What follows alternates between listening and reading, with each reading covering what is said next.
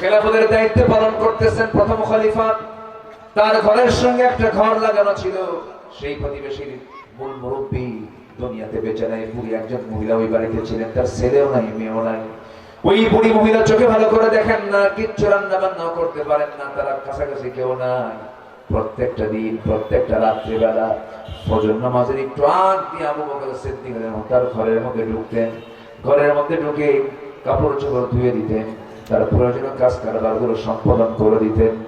এবং সাইয়েদনা আবু বকর সিদ্দিক রাদিয়াল্লাহু তাআলা আনহু ফজরের আগ দিয়ে তার সকল কাজগুলো সম্পূর্ণ করে দিয়া মসজিদে নববীতে গিয়ে তিনি নামাজের দায়িত্ব পালন করেছেন।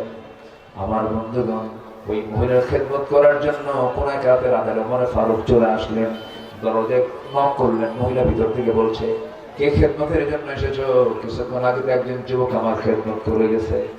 সাইয়েদনা ওমর ফারুকের মনে মনে চিন্তা হলো, এই আমার এই এলাকার ভিতরে আমার বন্ধুগণ ওমর ফারুক চিন্তা করছেন, এই এলাকার ভিতরে কোন বান্দা এমন খেদমত করতে পারে, আমাকে খুঁজে বের করতে হবে। খোঁজার জন্য তিনি তদন্ত কমিটি করলেন, কাউকে বললেন না, তিনি একাই চলে আসলেন। এই মহিলার খেদমতটা কে করে? 3 দিন 4 দিন ওই বুড়ির মহিলার ঘরের পাশে গিয়ে বসে থাকেন, আর কে আসে ধরতে পারেন না। তৃতীয়তম দিনে তিনি ধরে ফেলেছেন, চট করে কি যেন ঢুকতেছে, চট করে হাত ধরে বসলেন। ধরে দেখেন কেউ নন, তিনি হচ্ছেন প্রথম খলিফা আবু বকর। ধরে খেতে ফেললেন, বললেন, ইয়া আমিরুল মুমিনিন, সব কাজকে আপনি একাই করবেন নাকি? আমাদের কি করার সুযোগ দিবেন না? সঙ্গে সঙ্গে সাইয়েদনা আবু বকর বলছেন, ওমর, আমার খেদমত আমাকে করতে দাও, আমার প্রতিবেশীর হক আমাকে আদায় করতে দাও, কারণ কিয়ামতের দিন তোমার আমলনামা আমার পিঠে আসবে না, আমার আমলনামা তোমার পিঠে যাবে না। সারাটা জীবন তিনি খেদমত করে চলে গেছেন। যেদিন আবু বকর সিদ্দিক রাদিয়াল্লাহু মারা গেছে, তার পরের দিন থেকে ওই মহিলার দায়িত্ব পালন করেছেন ওমর ফারুক রাদিয়াল্লাহু তাআলা আনহু। ওমর ফারুক তার ঘরে আসলেন একদিন।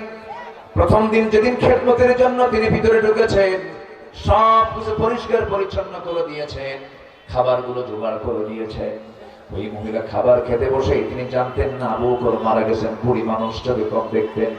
যখন তিনি খেতে বসেছেন, খাওয়ার সময় তার সামনে যখন খেজুরগুলো দেওয়া হয়েছে, একটা খেজুরের মুখে নিয়ে দেখেন কামড় মারতে নিয়ে খেজুরের বিচিটা তার মুখের মধ্যে লেগে গেছে।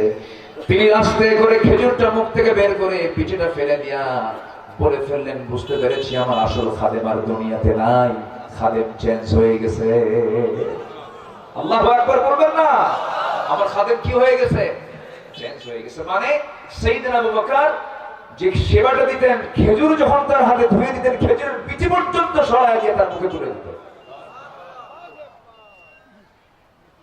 এটাই হলো তাকওয়া, এটাই হলো পরকালের চিন্তা, এটাই হলো আখিরাতের চিন্তা, এটাই হলো ফিরে আসা। ইল্লা মান তাবা, যারা ফিরে আসে। আল্লাহু আকবার। কার পথে? আসতে বলেন না, কার পথে?